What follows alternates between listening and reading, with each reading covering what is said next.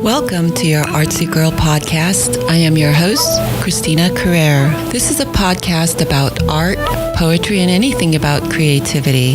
Sit back, relax, and get your dose of brain food to get your creative juices flowing. Hello, everyone, and welcome to episode 18. It is June 2019, actually June 5th, 2019. I am so excited because I cannot believe it's already June. I started this podcast in January, and my next featured guest is Coggin, and she will technically be my 17th featured guest. I don't count myself on the first episode announcing the podcast. So, we're trucking along, and I'm continually trying to reach out to writers and artists and having them come on the show and tell their story and promote their work. So our next featured guest is Coggin. She is a former Houston Teacher of the Year turned poet, author, and teaching artist living in the valley of a small mountain in Hot Springs National Park, Arkansas. She holds a BA in English, Poetry, and Creative Writing from Texas A&M's University. Her work has been published or is forthcoming in Sinister Wisdom, Syracuse, Elephant Journal, Yes Poetry, Calamus Journal, Lavender Review, Split This Rock, The Rise Up Review, Luna, Blue Heron Review, and elsewhere. Coggin is the author of 2 full-length collections, Periscope Heart, by Swimming with Elephants in 2014, and Wingspan, Golden Dragonfly Press 2016, as well as a spoken word album called Silhouette in 2017. Her 3rd full-length collection, Incandescent, is forthcoming from Sibling Rivalry Press in June 2019, which is actually now, and it is out. Kai's poetry has been nominated 3 times for the Pushcart Prize, as well as Bettering American Poetry 2015 and Best of the Net 2016 and 2018. Kai teaches an adult creative writing class called Words and Wines at Emergent Arts and hosts Wednesday Night Poetry, thought to be the longest-running poetry series in the country.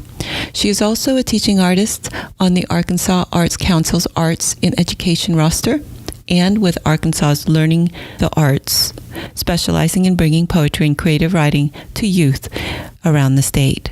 Everyone, please welcome my next featured guest, Coggin. Hi, Kai. Welcome to the show.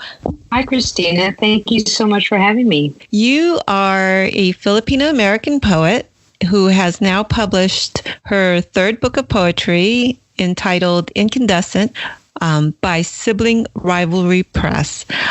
Before we talk about your book, I found out recently, and I think it was Facebook or something, that you are a mestiza like me. And for some reason, I didn't put 2 and 2 together until then. And I was like, oh. So mestiza, and when I say that, it's meaning that half Filipina and American. So can you tell me where you grew up and where are you living and creating? Sure. Yes, I am a proud mestiza. I've actually never really called myself that, but I am.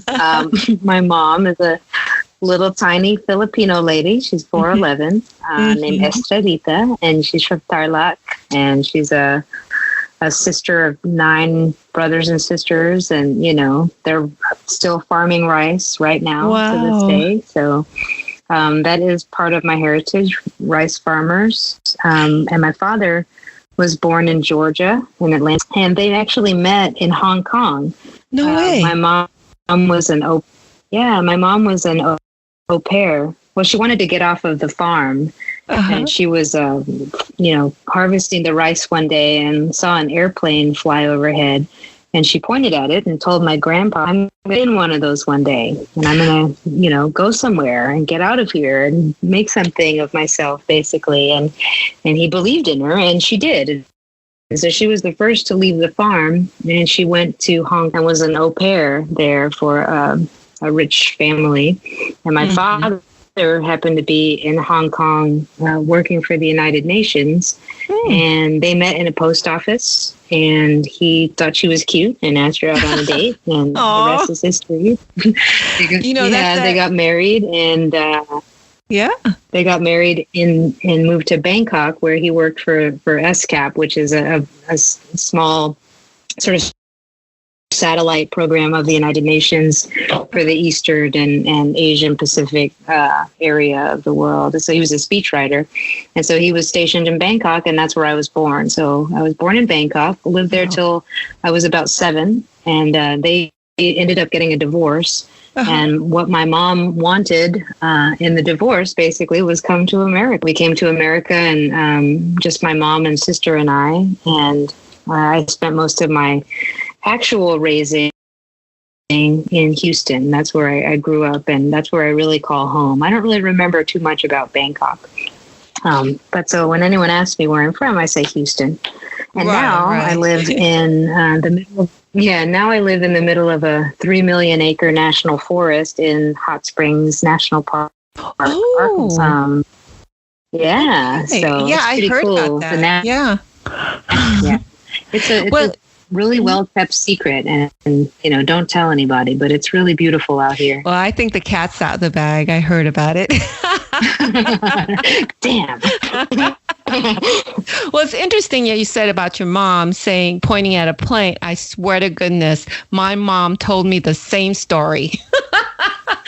She pointed at the plane and she said, I am gonna be leaving here, and I'm gonna be on that plane. And she well, my parents, they met there in the Philippines, and he was a U.S. Air Force service member.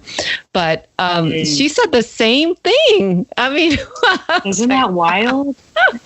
And I've been to Tarlac. So all of her brothers and sisters. Tarlac is near Angeles, I believe. I think we have to go through Tarlac to go through Pangasinan. It sounds familiar. I know that I've been through Tarlac. Yep. Okay. You just said Pangasinan, and it reminded me of Pandesal, and I was like, Pandesal. Pandesal. Pandecoco. Oh my God. Oh my goodness. So have you been to the Philippines? Have you been to the Philippines? The last time, yes, I have. I've been there a few times, but really consciously as like an adult, as a woman, I went back in, I want to say it was 2015, around that time. My Lola passed away, and that's my grandma. She passed away, but she was living in Canada. All my mom's brothers and sisters went to Canada and sort of, went that route. And my mom was the only one that came to the States. And so when my grandma passed, they did sort of a pilgrimage to the village because she wanted to be buried next to my Lolo. And so they sort of all went. And I came from Arkansas. My mom went from Houston, and then all the brothers and sisters, aunts and uncles, came from Canada, and we all went there back to the village and brought Lola back, and it was pretty surreal, just to be there in the village and to be in the heat, and the caribou fields, and the whole village came out for the. Yes, I remember when my grandmother passed. It was she was like the matriarch of the whole clan and the whole barangay.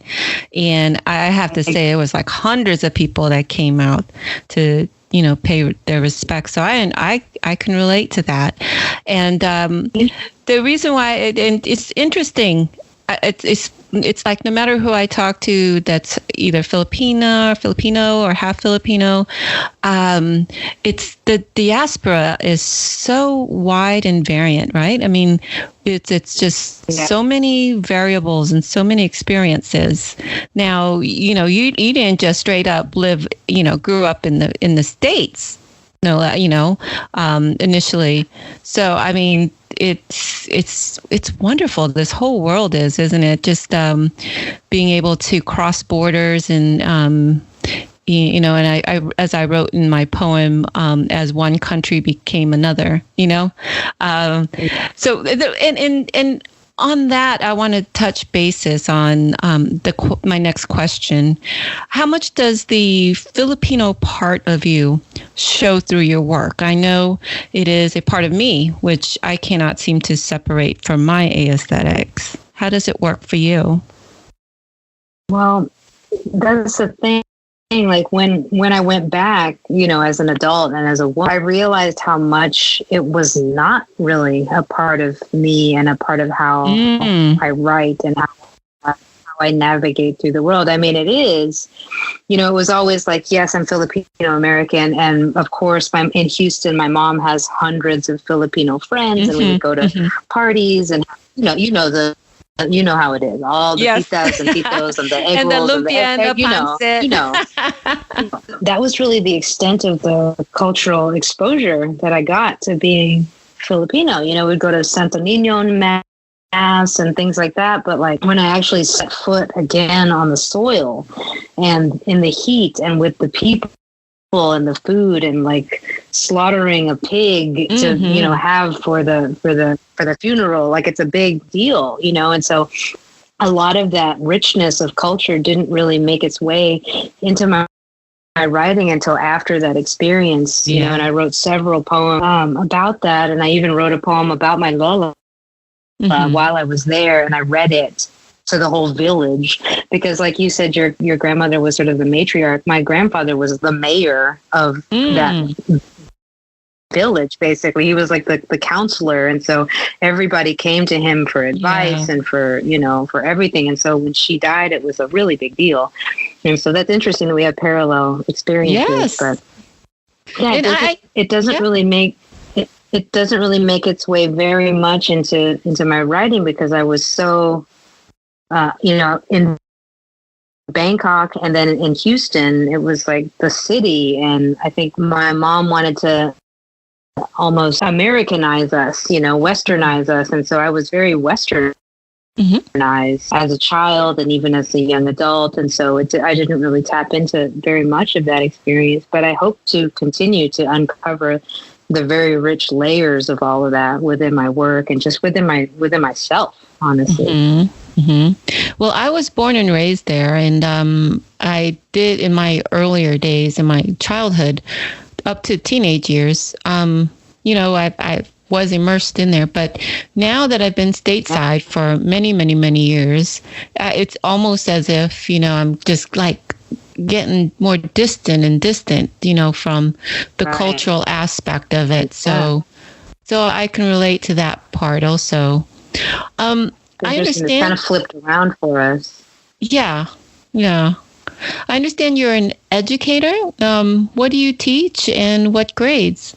Well, I studied poetry and creative writing in college, and then when I graduated, I was like, well, what the hell do I do with a poetry degree? So how do I make money? So I went right into teaching. I got my emergency teacher certification, and I started teaching 9th and 10th grade English in Houston. And so I taught for 5 years. I taught 9th and 10th grade English, AP and stuff. And I was just this young, fresh little whippersnapper of a teacher. And I was really good at it, and I won Teacher of the Year out of the school. And then I won Teacher of the Year for the whole district. And then I was a finalist out of top 5 out of 85,000 teachers for the whole it's very region, competitive. Yeah, it is. But so I taught, for a long time. And then when I sort of got to the top of that mountain, I was 28 years old, 5 years of, and I put my flag at the top of that mountain as Teacher of the Year. And then I felt like I had to really go after what was in my heart, which was to become a writer, to become an author. And so it was almost like showing my studio, you really do have to go after your dreams. And it was putting my money where my mouth is, And so they see that I quit teaching there in Houston, and I moved to Arkansas to, and became pretty much a full-time writer for a few years. And they've seen how it's actually progressed, and they've followed me on Facebook, and, I'm sort of an example to them to actually go after what you desire and what you really feel like your passion and your calling is. And so now I've actually gotten back into teaching in a way that I can be comfortable with it, because I really hated all of standardized tests and the emphasis on testing and all of that stuff. So, suffocating for me, who was a very creative and out of the box thinker and teacher. I hated focusing so much on getting those kids to pass the test when I wanted them to be able to express themselves and write and, so now I work with the Arkansas Arts Council and Arkansas Learning Through the Arts. And they actually put me in schools all over the state. And I just get to teach poetry. I teach poetry. My gosh. That's it. For like a week or a couple of days. Yeah. So I'm a poetry teaching artist now. And just this last school year, I taught over 3,200 kids all over the state of Arkansas. I had 275 different sessions and 23 residencies and taught over 3,000 kids. And so it's kind of like the best of both worlds. I know. Yeah, I get to write. And you don't have to worry about those standardized tests. Yeah. And I was go in there like teacher. A little flash of lightning. I was a middle school reading teacher. I understand that wholeheartedly. Oh my gosh.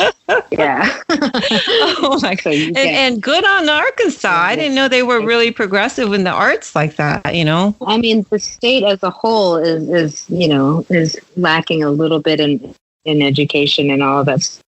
But the Arts Council and these different organizations and nonprofits, like I said, Arkansas Learning Through the Arts, they really try to value bringing art experiences to these kids, because that's the enrichment that they are seeking. That's part of education that a lot of these kids are not getting exposed to. And so I get to come in like a little flash of lightning, and be like, you can actually tell your secrets in a poem and it's okay. You can express your feelings, that it's okay. And they're like, these little kids that are going through such hard things with parents on drugs and divorce and abuse, all these things, and they have nowhere to put it. And all of a sudden you go and you're like, you can put it in a poem. It's okay. It's safe here. You're safe with me. And the things that I've read and the experiences that I've had with these children, it's just, I know that I'm exactly where I need to be in the world. I'm doing exactly what I need to be doing. And I'm just really awesome. Thankful. That's awesome. Yeah. So can you tell me who your earlier influences are, when you're coming up and writing in your poetry? Honestly, early on, and it's funny because I teach kids that are this age, I really loved Where the Walk Ends. I'm sorry, say Shel again. Silverstein. I read that book, Where the Sidewalk Ends by Shel Silverstein. When I was a kid, I read that book over and over again, and it sort of exposed me to thinking outside. I know, it's like, what, Shel Silverstein, really? But as a kid, yes. And I work with that age group. But then later on, lyrics by Ani DeFranco and Tori Amos, and then writing by Jeanette Winterson and Mary Oliver, Sandra Cisneros, lots of strong feminine voices. Female voices. Sandra Cisneros actually visited my classroom when I was a teacher. It's a really cool story. And it revolves around poetry too. I was trying to get do you have time for it? Sure. So the kids, these were pretty rough kids. And I grew up in the same neighborhood, this sort of rough area of Houston, and they're kind of tough and acting like they're gangsters and stuff. But they, I grew up in the same area, so I knew the things that they were going through, and I could really identify with what their lives were. So I brought this poem by Sandra Cisneros called Luminous. I don't know if you've ever read it, but it talks about stereotypes and the things that she's been called in her life as a Chicana and as a feminist and as a as just a strong woman. So I read them this poem, and it has a couple of cuss words in it and everything. So they were like, "My God," we put it on the overhead, and they really took to it. They identified with it. These freshmen and sophomores, because they're called all these different stereotypes. You're just going to end up in jail. You're just going to get pregnant. You're going to end up in a gang or whatever. They're pigeonholed right away just because they were Black or Hispanic or, from that area. So they really took to it. And then after we analyzed it, they got so into it that I said, okay, well, I want you to write your own version. I want you to do a shadow poem of this poem. Like, what are the things that you've been called? And then flip it on its, and fight against it and say, I'm not those things. I am this, And so they got into it and they wrote their poems, and then they cut out magazine clippings and made collages and all this stuff around the poems. And they were just so into it. And I was like, wow, this is amazing. I didn't want that engagement to stop. And so I was like, well, our next project or our next unit was persuasive writing. And it was right before Christmas. And so I was like, okay, persuasive writing. We're going to write persuasive letters to Sandra Cisneros and try to persuade her to come to our school and read this poem to us because, they were so engaged, and I just want to drop that ball. When you finally get a teenager to pay attention to what you're teaching, it's like, wow. Okay. So I had the kids write persuasive letters. I found Sandra Cisneros' agent, her address in New York. So I got her address, and the kids typed up their poems, and then they typed up these persuasive letters asking her to come to our school and giving her all these reasons and why her poem affected them so much, and we were a pilot program. My classroom was a pilot program for these little computers that they each got. So they all got to type them up and print them out really nicely.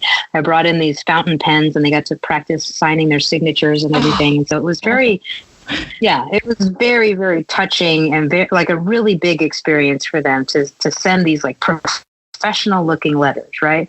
So on the front of every student's page was their poem, and then on the back was their letter. And then I wrote a poem and I wrote a letter as the teacher trying to convince her to come, So I had a stack of 200 of these. Wow. 200 letters from these kids in Houston, these, kids that nobody paid attention to, and the kids that are sort of just tossed aside. You're going to go to jail. You're going to end up pregnant, whatever. So I had 200 letters. And I packed them up and I addressed them to her agent in New York, and I sent them off right before Christmas vacation. And I was like, wow, that was a really damn good lesson. That was really effective. That was perfect. Merry Christmas, Happy New Year, the end. And I was just like, okay, that was great. I thought I was done with it. I came back from Christmas vacation, and there was an email in my inbox, my little teacher inbox, and it was from Sandra Cisneros. Get out. Wow. Yeah, I know. So her agent got the letters in New York, opened the box or whatever, read a couple of them. She got on a plane, flew to San Antonio, and knocked on Sandra's door and was just shoved them in her face and said, you have to read. And at that same time, Sandra Cisneros' mother and she was in this like dark pit of depression, and she wasn't going to write it. Or she was in the middle of a novel that she couldn't finish. Like, it was this dark place, and she gets this stack of 200 poems and letters from these kids in Houston saying, you saved my life. You helped me see that I'm not alone, these letters of validation and stuff. And she read, she surrounded herself with her chihuahuas and her pink house and read each letter and, emailed me right away and said, I'm coming to see your kids. And she came. Oh my gosh! A couple of months later, she came, and we had a whole like multicultural day. The kids wore their Sunday best, and they brought food from their cultures. Like different all their different culture. I mean, I have Muslim kids, I have Asian kids, like the whole spectrum. And they brought food from their culture, and they dressed in their finest. And she came, and we rented out the little computer lab all day, and I put their poems all over, and we had a poetry reading with Sandra Cisneros, and she had her videographer there videoing, and like, it was nuts, man. Wow. And it was then that I saw the transformative of poetry and what poetry can do for people's lives, especially for young people, when you give them the tool at such a young age. And that's kind of in my heart where I was like, I need to really do this. I know that poetry is where I need to be. And it was this poem and that set of experiences, that culminated that way. I mean, for my kids, she brought 200 hardcover books, her brand new novel, 200 hardback covered books for each of that. Can you imagine? I mean, just the amount of money that is. You know, she brought one for each of the students, and they lined up, and she signed each Wow. one. Wow. And sat there. And 10 years later, the kids still tell me that was one of the most important days of their life, because a famous author listened to them. A famous author saw importance and worth in their words, you know?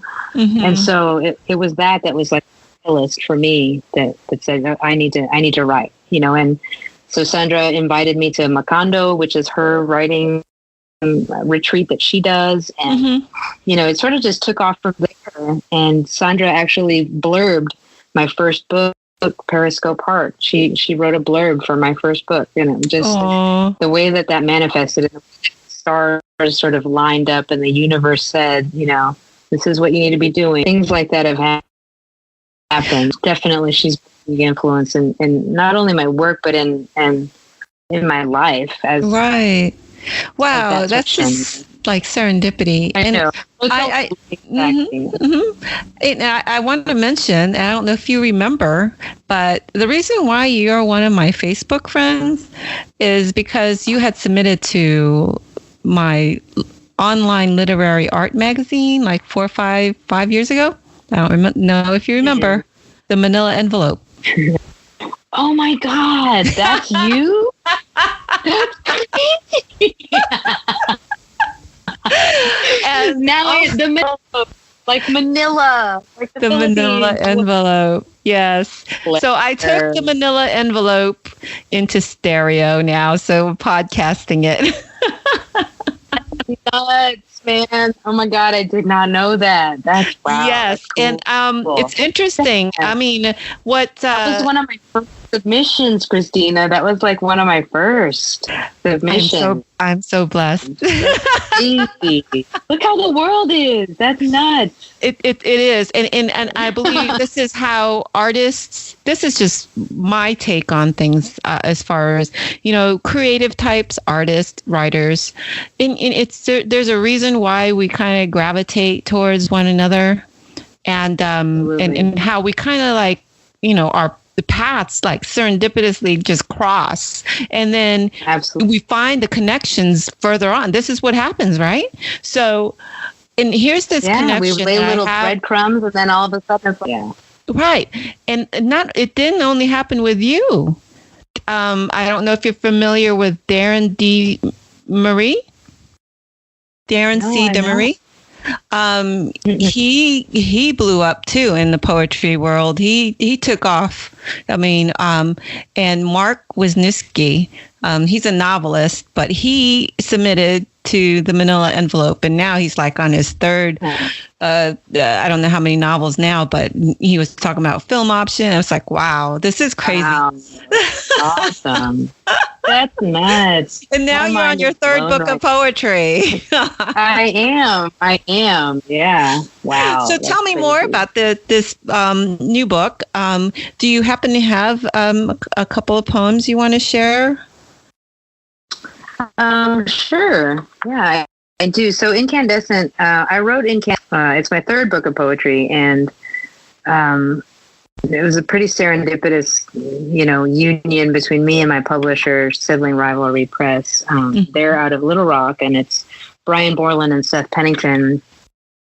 And they had seen sort of the hustle that I've been doing since 2014, since my first book came out. And I've been sort of just hustling by myself. You know, my first book came out with Swimming with Elephants Publications out of New Mexico. My second book, Wingspan, came out by Golden Dragonfly Press out of Massachusetts. You know, I sort of hustled myself, you know, selling and doing readings and all those things. And they took notice, and you know, they had seen all the work that I'd been doing in the state with my with education, and just the work that I'd been doing in my community as a poet and these things. And so I didn't even have a manuscript ready, and I was hosting an event called 1 Year Down, and it was the 1 year anniversary of the inauguration and it was sort of a resistance revolt poetry reading, and I was hosting it. And so all these poets were coming up and stuff. And then at the break, Brian and Seth they had a surprise announcement, and they said, we've noticed the work that you've been doing, and we see you, and whenever you have your next book ready, we want to publish it. And so and so I didn't even have a manuscript necessarily ready. I just had a whole collection of poems, a whole slew of poems and feelings and expressions that I'd been pouring out during that time of the election and stuff. And they came. Yeah, oh, exactly. I know. They came and said, I know. And so they gave me a home before I even had anything to put out there. So then I finally put Incandescent together, and it's a reflection of that. It's a reflection of basically our society falling apart and the chaos and the darkness and everything that's happened since 2016 and during that election and a little bit after, and all of that, the chaos and stuff that's been going on in the world. But there's also this inner world that I live in, this peaceful world, this tranquil home that I have, that I share with this woman that I love and our two little dogs, and it's peaceful and it's beautiful. And so it sort of inhales and exhales between those two worlds, microcosm and macrocosm. And so there's these poems, nuclear bombs, and then the next page will be a poem about little baby bluebirds that are hatching, and so it's this like inner world and outer world experience. I can read you the title poem. Yeah, thank you. Incandescent. Everything in me is a volcano. Everything in me is a blazing. Everything in me is a conflagration of words. Everything in me is a color that makes up wild. Everything in me is a phoenix wing ablaze. Everything in me is a heart's inferno. Everything in me is a lucent moon, glowing, growing, giving off light in whatever form I can. Incandescent means emitting light as a result of being heated. And isn't everything heated? And isn't everything ablaze? And isn't everything burning before? And isn't the whole wide world turning to ash? Can we still find a light in all that is being? Can we still project a vision that leads humanity forward? Can we still search out beauty? Can we still shine amidst the trouble? Can we name ourselves luminous and believe it? We must. We do. If you recognize this is how you move through life, you are incandescent too. Beautiful poem. Beautiful poem. And so that's sort of the call to action of the book. It's sort of a clarion call to remember, even though everything is so dark around us, we have to be light. We have to be fire and incandescent and bright and shine, even though everything is so dark. And the timing of it is actually perfect because it's coming out right before this next cycle of presidential election stuff and all that entails. And so we have to remember, who we are again and not let this happen again, because we can't afford another 4 years of this. Oh, I don't know, man. I don't know what I'm going to do. I know. I just dread. I'm sorry. I was depressed the first time. My goodness. I know. So this book takes you through that. It takes you through that whole, like, the day after and everything. And so it's all of that, but it's also, there's a lot of hope in it. There's a lot of beauty in it, and I'm really, really proud of it. I'm very proud of this. Well, and you ought to be. Yeah. Oh, that's fantastic. So what are you, okay, so now you got this book and you're going to, where's your book launch going to be? It actually is going to launch. Yeah, it's going to launch June 19th at Wednesday Night Poetry, which is where I'm the host of Wednesday Night Poetry here in Hot Springs. And it's actually kind of a phenomenon. It's the longest running poetry open mic in the country. And Wow. we've not missed a single, I know, we have not missed a single Wednesday of poetry open mic since February 1st, 1980. So every single Wednesday since February 1st, 1989. My There's goodness. been an open mic poetry. That's 30 years ago. It's 30 years. And so this Wednesday is 1,584 Wednesdays in a row that we've had poetry in Hot Springs. And so they made me the host of it. Go, I took Hot over as the Springs. host in February. Represent. Wow. I know. Exactly.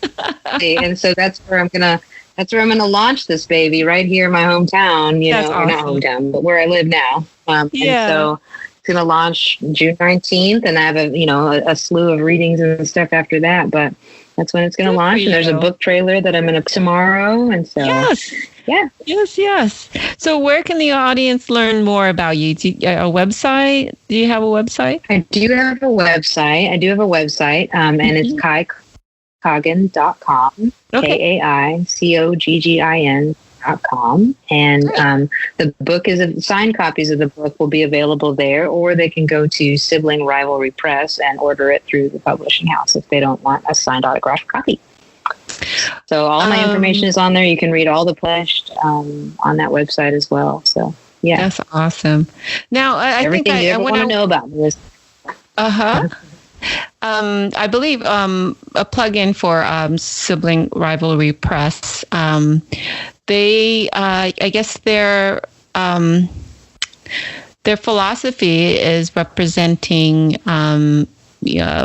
underrepresented voices, new voices, correct? Right, and their principle is disturb and enrapture, and so it's very much like poets that are there that have something to say, that are unrepresented, voices that are marginalized. Right. And they have such an impressive catalog. They were the first to publish Kaveh Akbar, Ocean Vuong. There's so many pressmates that I have now. Wendy Chin Tanner and Sarah Browning and Catherine Heavy Sullivan. hitters now. They've published so many. Yeah, so many heavy hitters. And so I'm super humbled and honored to be, stand next to these other poets at this time in history. And the cool thing about SRP is they have a special contract with the Library of Congress that every single book that they publish goes into the special and rare collections vault of the Library of Congress. And so this book, with all these poems about, the election and Trump and his, this time in our history where we need to really see ourselves in this darkness. Yeah. These poems are going to be in a rare special collections vault in the Library of Congress. It's almost like that time, to me is time capsule kind of thing, right? Exactly. and that's what poets do. That's our responsibility as poets and as creatives is to society, to reflect what's going on. And we're in the midst of chaos right now. And so we need to be writing about it. We need to be talking about it. We need to be, painting it and dancing it and all of these things as artists. We need to reflect the chaos of what's going on so that people that are seeing our art can have something to think about and can change it, because we can't do it, but we have to shine a light. And that's what this book is about, being incandescent and showing that we're not going to stand for this. No. Mm-hmm. Wow, what an inspiration. Congratulations again on your latest publication. Thank you so much for having me. Oh, you're very welcome. It's been an honor. Yes, you're welcome. Maraming salamat po. Salamat po. That's like all I know how to. Yeah, I know, right? Me too. I don't know. I don't speak it that well myself. Kai, it's been great talking to you and learning more about you and your work. So, yes, please stay in touch. And I'm going to be there watching you grow, girl. Thank you. Thank you for the Manila Envelope, for being there at the beginning. And thank you for everything that you're doing now, Christina. I really appreciate it. Thank you so much. You're welcome. Well, everyone, that is it for now. Please tune in next week for my next featured guest. In the meantime, have a productive and creative week. Bye, Kai. Bye, Christina. Bye, everybody. Bye.